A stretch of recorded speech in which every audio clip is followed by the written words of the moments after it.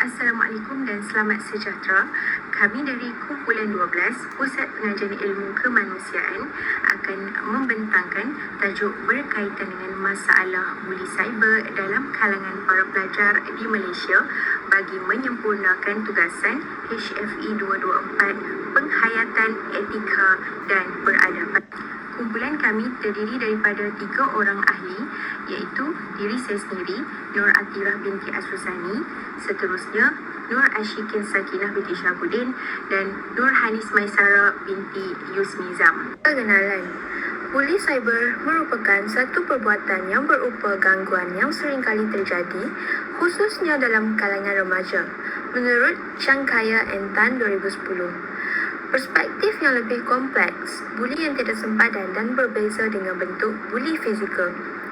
Buli cyber tidak terhad dan boleh berlaku di luar jangkaan dan kawalan seseorang. Mangsa sukar untuk mengenal pasti pembuli yang berada di alam maya kerana identiti pembuli dirahsiakan dan sukar untuk diketahui. Buli cyber boleh terjadi dalam masa yang singkat dan berada di luar kawalan seseorang individu. Pembuli cyber bertindak menyebarkan perkara-perkara yang tidak sepatutnya kepada khayalan dan perkara ini telah menjadikan perkara bertambah rumit. Cik Hasniza et al. 2018. Terima kasih kepada Cik Nadira. Seterusnya adalah isu dan permasalahan kajian. Buli cyber ialah satu isu yang sering dibangkitkan kerana isu ini bukan sahaja asli, malahan isu ini terjadi dalam segenap lapisan masyarakat. Tidak kira sama ada dalam kalangan kanak-kanak, remaja, dewasa maupun warga emas. Selain itu, permasalahan turut dilihat dari perspektif impak buli cyber dalam kalangan pelajar. Seterusnya, saya akan menyentuh berkaitan dengan objektif dan skop kajian. Terdapat 3 objektif yang telah kami tetapkan untuk menjalankan kajian ini. Yang pertama, kami ingin menghuraikan dengan lebih mendalam berkaitan masalah buli cyber dalam kalangan para pelajar di Malaysia. Seterusnya, objektif yang kedua ialah kami ingin mengenal pasti faktor-faktor yang mengundang kepada masalah buli cyber, dan objektif yang ketiga ialah kami ingin mencadangkan beberapa langkah-langkah yang sesuai untuk menangani masalah buli cyber ini dalam kalangan para pelajar. Dalam melaksanakan kajian ini, kumpulan kami telah menggunakan 3 kaedah kajian. Kaedah yang pertama ialah kaedah kepustakaan, dan kaedah yang kedua pula ialah kaedah melayari internet, dan kaedah yang ketiga ialah kaedah kuantitatif. Bagi kaedah yang pertama, iaitu kaedah kepustakaan, kami telah pergi melawat ke Perpustakaan Hamzah Sedut Universiti Sains Malaysia untuk mencari beberapa buku yang berkaitan dengan isu yang telah kami jalankan kajian. Bagi kaedah yang kedua pula, iaitu kaedah melalui internet, kami memanfaatkan internet untuk mencari bahan-bahan seperti artikel dan jurnal yang berkaitan dengan isu masalah buli cyber dalam kalangan para pelajar. Seterusnya, bagi kaedah kajian kaedah kuantitatif, kami telah menggunakan Google Form sebagai medium untuk menyalurkan soalan-soalan yang berkaitan dengan isu-isu masalah buli cyber dalam kalangan para pelajar bagi mencapai objektif-objektif yang telah kami tetapkan dalam kajian ini. Seterusnya, kita akan melihat bahagian analisis dapatan kajian. Bahagian ini mengandungi data yang diperoleh daripada responden. Seterusnya, kita akan melihat bahagian demografi responden. Yang pertama ialah mengenai jantina. Seramai 30 orang responden telah merespon mengenai soalan ini. Seramai 63.3% terdiri daripada jantina perempuan dan 36.7% terdiri daripada jantina lelaki. Yang kedua ialah mengenai status pengajian. Seramai 83.3% dalam status pengajian sepenuh masa dan seramai 16.7% dalam mood pengajian separuh masa. Yang ketiga ialah peringkat pengajian. Peringkat pengajian terdiri daripada 3 peringkat, iaitu institusi pengajian, menengah dan rendah. iaitu seramai 80% terdiri daripada pelajar dari institusi pengajian tinggi, 13.3% daripada pelajar sekolah menengah dan bakinya daripada pelajar sekolah rendah. Soalan yang keempat, adakah anda pernah menjadi mangsa buli cyber? Seramai 28 responden telah merespon soalan ini, iaitu 64.3% mengatakan tidak dan seramai 36.7% mengatakan ya. Bagi data demografi responden yang kelima, iaitu adakah anda menghabiskan masa terluang anda dengan bermain media sosial? Seramai 29 orang responden telah merespon, iaitu 79.3% mengatakan ya dan 20.7% mengatakan tidak, dan tidak ada responden yang mengatakan tidak pasti. Bagi soalan yang keenam, adakah anda lebih cenderung untuk berkongsi masalah anda di media sosial? Seramai 70% mengatakan tidak dan 26.7% mengatakan ya dan bakinya mengatakan tidak pasti. Seterusnya ialah bahagian B, iaitu terdapat data mengenai impak buli cyber kepada pelajar. Terdapat 5 soalan yang diajukan kepada para responden. Bagi soalan yang pertama, adakah buli cyber dapat mempengaruhi keadaan mental dan fizikal mangsa? Seramai 29 responden 100% bersetuju dengan soalan ini. Bagi soalan yang kedua, adakah buli cyber boleh mendorong mangsa untuk mencederakan diri sendiri atau bertindak menamatkan hayatnya? Seramai 79.3% mengatakan setuju, 13.8% mengatakan tidak pasti dan bakinya tidak setuju. Bagi soalan yang ketiga, pada pandangan anda, apakah kesan yang boleh mempengaruhi mangsa buli cyber? Seramai 55.2% mengatakan hidup dalam keadaan tertekan dan stres. Seramai 10.3% mengatakan menanam rasa benci dan dendam kepada pembuli cyber. 34.5% mengatakan meninggalkan trauma kepada mangsa untuk bersosial dengan masyarakat di alam maya. Bagi soalan yang keempat, adakah buli cyber dapat menjatuhkan maruah seseorang? Seramai 92.9% bersetuju dengan soalan ini dan 7.1% tidak pasti. Bagi soalan yang kelima, adakah kesan buli cyber akan mengakibatkan kemurungan yang berpanjangan dan menyebabkan mangsa menjauhkan diri dari orang sekeliling? Seramai 92.9% mengatakan setuju dan bakinya mengatakan tidak setuju dan tidak pasti. Bagi soalan yang keempat, adakah buli cyber dapat menjatuhkan maruah seseorang?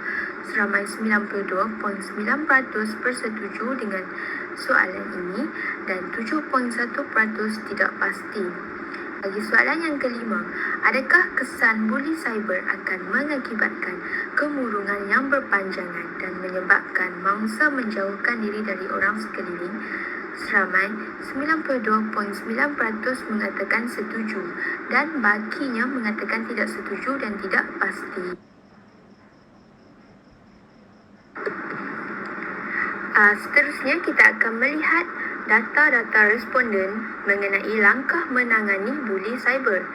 Bagi soalan yang pertama, iaitu adakah ibu bapa bertanggungjawab untuk mengahadkan penggunaan internet untuk mendidik anak-anak? Seramai 96.7% mengatakan ya dan bakinya mengatakan tidak. Bagi soalan yang kedua, pada pandangan anda, bagaimanakah cara yang berkesan untuk meningkatkan kesedaran pelajar mengenai buli cyber secara menyeluruh? Seramai 30 orang responden telah merespon soalan ini, iaitu sebanyak 46.7% mengatakan program kesedaran di pusat pengajian, manakala 43.3% bersetuju untuk menggunakan platform media sosial dan seramai 10% setuju untuk menggunakan media cetak. Bagi soalan yang ketiga, gejala buli cyber boleh dikurangkan dengan melakukan beberapa pendekatan yang lebih efektif. Pada pandangan anda, Apakah langkah utama dalam menangani buli cyber ini? Iaitu bagi data yang pertama, 20.7% mengatakan pemantauan yang dilakukan oleh ibu bapa dan seramai 27.6% mengatakan penguatkuasaan undang-undang dan seramai 6.9% mengatakan menghadkan masa penggunaan media sosial dan seramai 44.8% bersetuju untuk tidak mudah berkongsi masalah peribadi dan maklumat peribadi di media sosial. Bagi soalan yang keempat, pada pandangan anda sebagai seorang pelajar, adakah mangsa buli wajar untuk mengemukakan laporan kepada pihak berwajib untuk menangani masalah buli cyber ini? Seramai 30 orang responden telah merespon dan 100% mengatakan ya. Bagi soalan yang kelima iaitu sokongan mental dan fizikal hendaklah diberikan kepada mangsa buli cyber bagi membantu bangsa agar lebih berani dan menghadapi masalah ini. Seramai 29 orang responden telah merespon dan mereka 100% mengatakan setuju. Baiklah, terima kasih kepada saudari Hanis. Seterusnya saya akan membentangkan tentang impak buli cyber kepada pelajar. Yang pertama adalah buli cyber dapat mempengaruhi keadaan fizikal dan mental pelajar, di mana pelajar akan menjadi malu untuk berhadapan dengan semua orang dan susah untuk seseorang masa bersosial. Selain itu, ianya akan mempengaruhi fizikal kerana seseorang mangsa akan hilang selera makan kerana terlampau tertekan dan mereka akan mengalami masalah kesihatan dan mengalami masalah penurunan berat badan. Seterusnya adalah mereka cenderung untuk mencederakan diri atau berniat menamatkan hayat mereka. Apabila mereka mencederakan diri, mereka merasa itu adalah satu perkara yang dapat menenangkan mereka. Manakala apabila mereka berfikir untuk menamatkan hayat mereka, mereka berfikir bahawa masalah mereka akan selesai dan mereka tidak perlu menghadap realiti dan masalah yang mereka sedang hadapi. Seterusnya adalah hidup dalam keadaan tertekan dan stres. Mangsa akan menjadi tertekan kerana mereka tidak sanggup menghadapi cacian dan makian yang dihadapi oleh mereka. Jadi mereka akan menanam sifat dendam dalam diri mereka untuk membalas dendam kepada pembuli-pembuli cyber. Mereka akan menjadi agresif dalam sesuatu masa bila mereka tidak dapat mengawal perasaan mereka dan mereka akan mengalami trauma. Seterusnya adalah maruah seseorang mangsa akan jatuh, di mana mereka akan berasa terhina apabila mereka keluar berjumpa dengan orang lain. Seterusnya adalah kemurangan berpanjangan. Kemurangan berpanjangan ini dapat dilihat apabila mereka masa-masa tidak mahu berjumpa dengan orang dan tidak mahu bersosial dan mereka lebih suka bersendirian.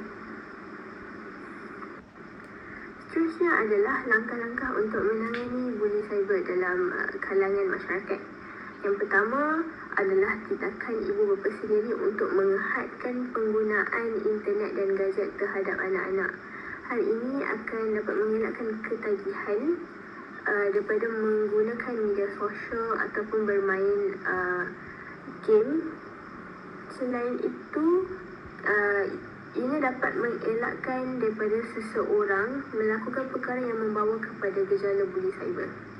Seterusnya adalah program kesedaran di pusat pengajian atau universiti, di mana pihak universiti dapat melakukan kempen besar-besaran kepada semua pelajar tentang gejala buli cyber, dan ianya dapat memberi kesedaran kepada pelajar supaya lebih berhati-hati dan pihak pusat pengajian juga dapat menggunakan media cetak sebagai satu penghebahan tentang kempen gejala buli cyber. Seterusnya adalah janganlah kita selesa berkongsi masalah peribadi dengan orang luar. Hal ini kerana orang cepat menghukum dan mereka mudah untuk salah faham dengan situasi yang kita ceritakan. Jadi itu akan membawa kepada bully cyber di mana mereka akan menceritakan perkara yang tidak betul. Jadi kita perlulah menceritakan masalah kita kepada rakan karib yang kita percayai ataupun keluarga terdekat yang mampu membantu kita menangani masalah yang kita hadapi. Seterusnya adalah melaporkan kejadian bully kepada pihak berwajib. Hal ini patut dilakukan kerana pihak berwajib dapat mengambil tindakan kepada pembuli-pembuli cyber. Dan yang terakhir adalah sokongan mental dan fizikal. Sokongan mental dan fizikal adalah penting kepada semua mangsa buli ataupun bukan mangsa buli, kerana ianya dapat memberikan mereka semangat untuk teruskan kehidupan dan tidak melakukan perkara-perkara yang di luar jangkaan. Marilah untuk refleksi dari kumpulan kami. Yang pertama adalah sesungguhnya isu buli cyber merupakan isu yang sepatutnya diberikan perhatian kerana isu ini semakin bermasa sehingga akhirnya membawa kepada impak yang negatif. Seterusnya, sebagai seorang pengguna media sosial, kita seharusnya lebih berhati-hati dalam memaknai sesuatu isu. Selain itu, kita mestilah sentiasa cakna terhadap rakan atau ahli keluarga yang menjadi maksa buli dan memberi sokongan moral supaya tidak berlaku perkara yang tidak diingini. Yang terakhir adalah buli cyber merupakan amalan negatif yang perlu dibanteras kerana dapat memberikan kesan negatif dan memudaratkan kepada mangsa buli. Semua pihak perlu bekerjasama dalam menangani isu buli cyber pada zaman sekarang. Sekian, terima kasih dari kumpulan kami.